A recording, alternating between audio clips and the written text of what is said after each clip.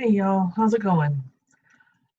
I hope you have had a wonderful weekend and I hope you are ready for our very last week of our summer school learning extravaganza. I am super excited for this week. This has to do with stuff that I studied a lot when I was in college, and so I'm really excited to be able to share this information with you. Um, we are going to be doing our experiment that will show us how much particulate matter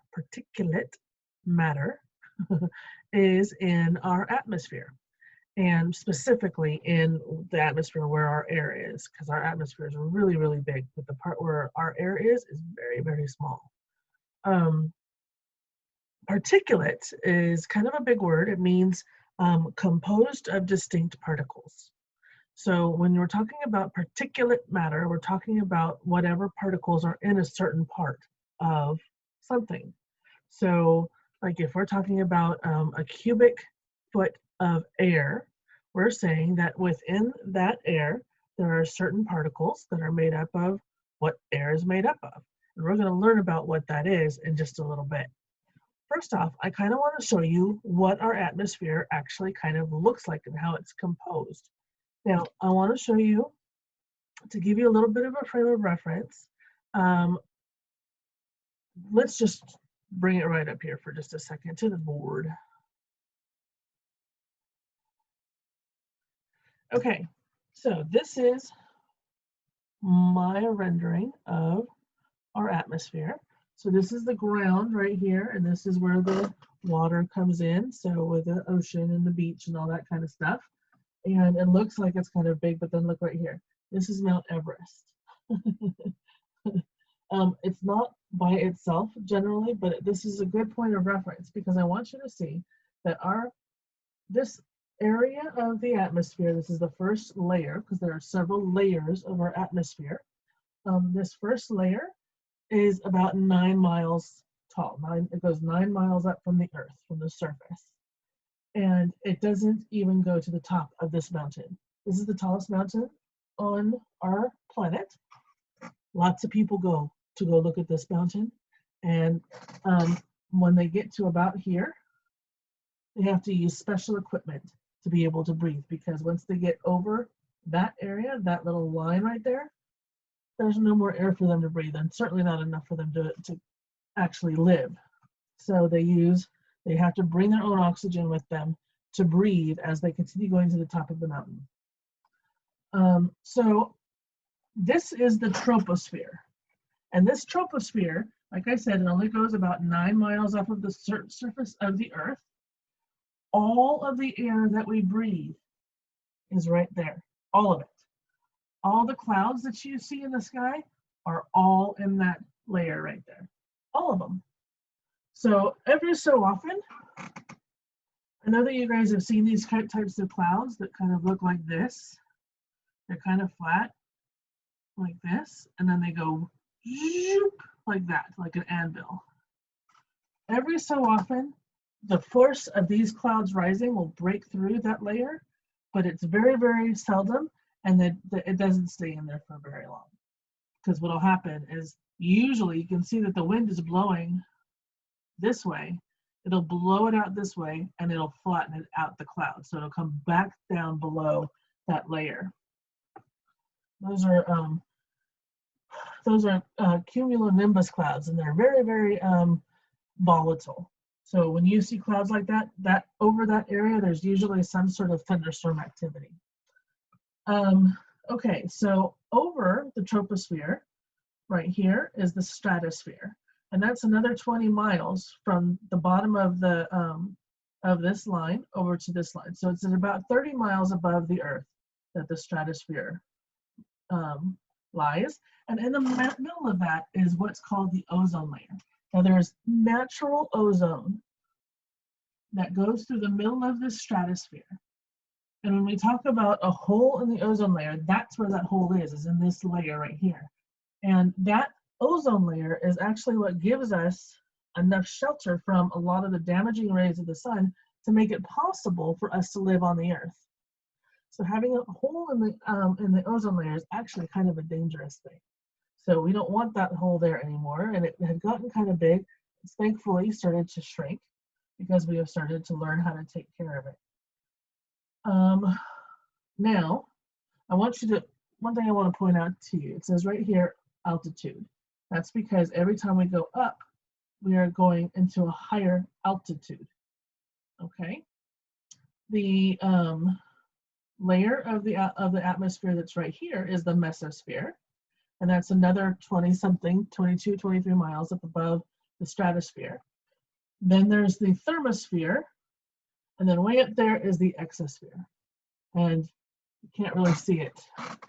It's up there with my magnets.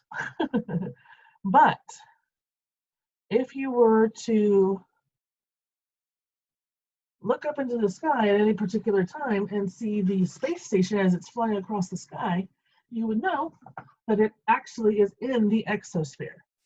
So it's still within our atmosphere, it's just not very close at all. Now, one thing I want you to recognize, this layer, so, you know, it seems like the top of Mount Everest is kind of a long, long way. It's really not. If my body was the planet Earth, that troposphere would be about the width of my fingernail, right there. I know you can't see it because it's all blurry. But that's all we've got as far as our air is concerned. And all of us have to breathe it. And all of us have to take care of it.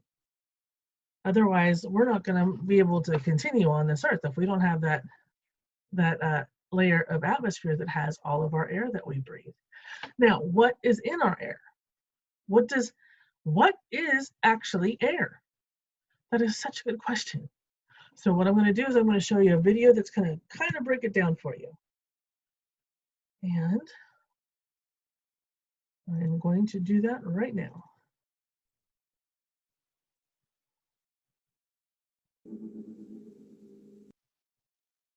Oops. Misconceptions explain. What is air made of? Hi, I'm a physics student. Ever wonder what air is made of? Well, I did, so I looked into it a bit. If you think about it, you can feel the wind on your face while you're enjoying a nice view or riding on top of a fighter jet. But even though you can feel it, you can't see it. What's up with that? Well, to find this out, let's get a better look of what air is made of by shrinking ourselves to the size of its building blocks. Ready? So we shrunk ourselves 100 billion times, which is nice, but now we can't see anything. This is because at this scale, we're actually smaller than visible light. Not very interesting for a video, but if we use science, we can piece together our knowledge of the world on this scale, and that way, we can recreate what it would look like. Welcome to the microworld of air. The blobs you see around you are called molecules, and these molecules are what air is made of. The colors aren't real, by the way. Let's get a closer look at these thingies. This one. This is nitrogen. Two of them, actually. We like to write it like this, N2. And these two guys are stuck together like I don't know what. Figuring out how to separate these two is probably one of the most important discoveries of mankind. This is because it enabled us to efficiently create food for plants. And without this fertilizer, we wouldn't be able to feed about half of all the world's population. That's a lot of people. But wait, along with giving life, nitrogen can also take life. This is because it's also one of the main ingredients in lots of different explosives, like TNT, dynamite, and many more. Everything is a double-edged sword. Moving on, let's do some blue. Even though it's so important, it makes up only 20% of air. As you probably guessed, this is oxygen, 2 of them, so it makes O2. Next time you pass by some plants or algae, even the mushy ones, you should probably tell them, "Thank you for breathing." Why? Because if they don't breathe, we can't breathe. You see, when plants and algae breathe, they release oxygen, which we animals later breathe in. So once again, thank you, green stuff. Also, it's responsible for making matches burn and bicycle chains rust. And without oxygen, we won't be able to explore any other planets in the future. Let's see what else we have here. Now I know you're curious about this weird one. This little guy is called H2O. or as we know it, water. There's so much to say about water that we'll have to leave it for another video, so let's just put it back for now. Aha!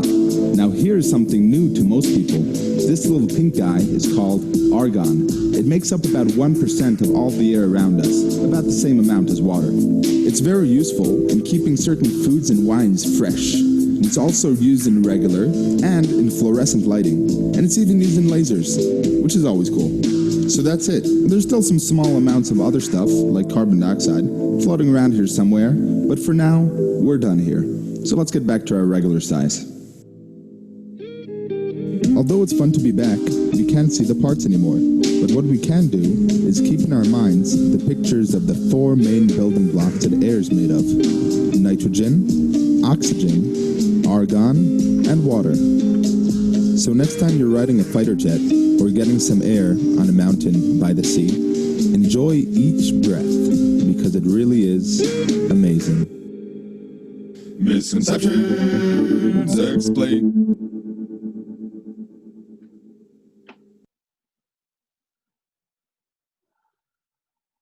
Okay, so he did a really good job of breaking down the types of things that we're going to find in our air. So let's go back to the board and we'll write it down so that we have it for later.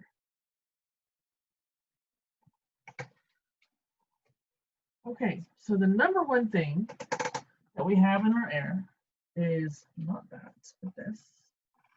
You remember what it is? Nitrogen.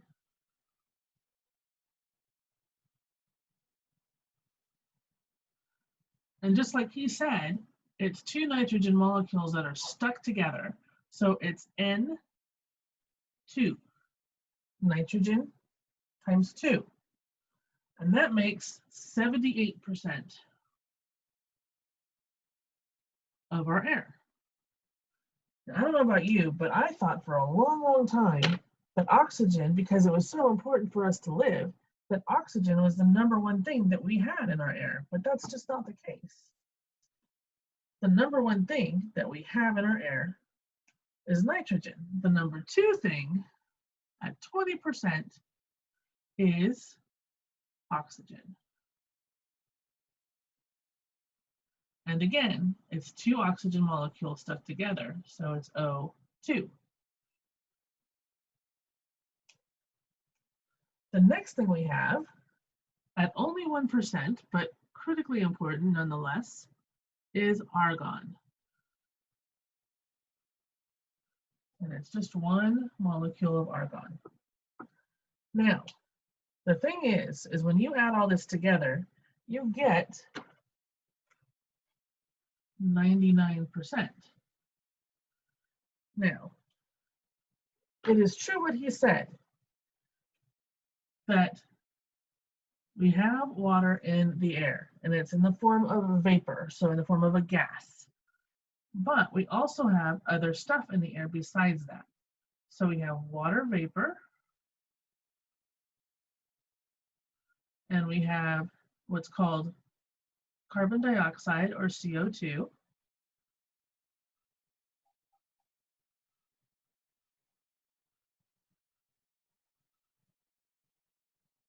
We also have some ozone.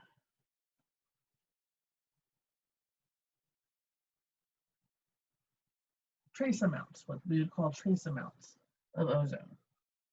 And there are other smaller amounts of, other gases and stuff that's in there, but they're not really big enough to worry about. These are the major ones right here: nitrogen, oxygen, argon, and then water vapor, CO2, and ozone that comprise that other 1%. Okay, so what does that mean and why are we looking at it? Well, the thing is this air that we're breathing is, if it's clean, if all there is in there is nitrogen, oxygen, argon, and these other things. What we're going to talk about is, throughout the rest of the week, is what else gets into our air. And I know that just like the first and second weeks, we were talking about water pollution and soil pollution. I know that you know that because we're talking about the air, we're going to be talking about air pollution. So I want you to get ready for that. Tomorrow, we're going to be talking about what? Air pollution. The types of things that are polluting our air and what that means for us.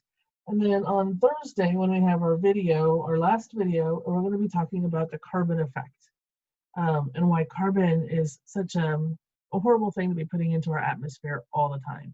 And that's the #1 chemical that is really making our air horrible to breathe on a regular basis. But Wednesday, tune in for our experiment where we kind of can find a way to make it so that we can actually see some of the particulate matter that is in our air, and learn something from that. It's going to be an exciting week, and I'm really glad that you're here, and I hope to see you every day. All right, so good. Have a good one, and I will talk to you soon.